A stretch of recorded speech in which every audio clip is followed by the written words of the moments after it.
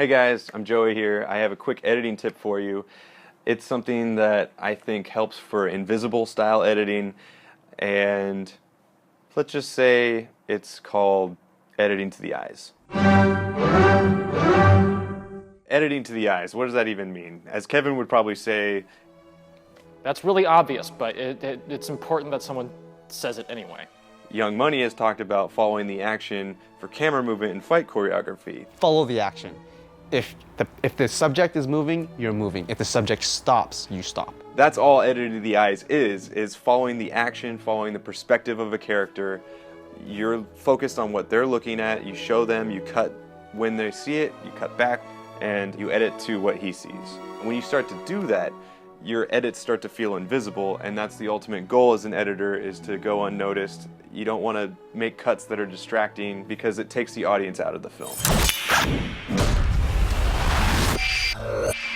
The main point is to follow the eyes, because the eyes are the window to the soul. He can peer into your soul. And the audience likes to look through windows. Speaking of windows, there's a movie called Rear Window. If you haven't seen it, it's great. And it's all about following the perspective of Jimmy Stewart's character, who looks out his window. Every edit in this film is motivated by what Jimmy Stewart's character sees. The editing works because you're not thinking about it. For example, Jimmy Stewart might bring up his camera, and then you cut, and you see his point of view. And then you cut back, and he lowers down his camera.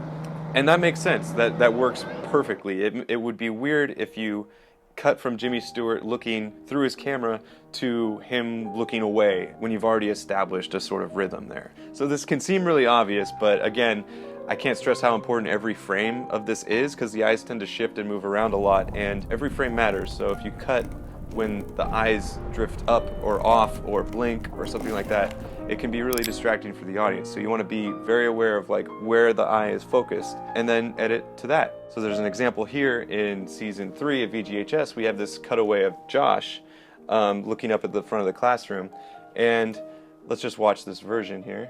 I am happy I get to do it playing with all of you. He blinks. It's a nice little moment. That's what's in the show. Anyways. But if you extend the end of that clip over a little bit, we get this. I am happy I get to do it playing with all of you.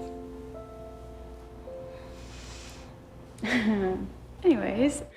It's very subtle, but it's a tiny little eye jiggle, and you want to be aware of that. It was a great performance, and you don't even want to be thinking about it like, oh, what was he looking at there? You know, if he's distracted, then I become distracted, then the audience gets taken out of the emotional moment. It's a very important moment that you want to preserve. So just by shaving a frame off to keep him looking at the front of the classroom makes all the difference.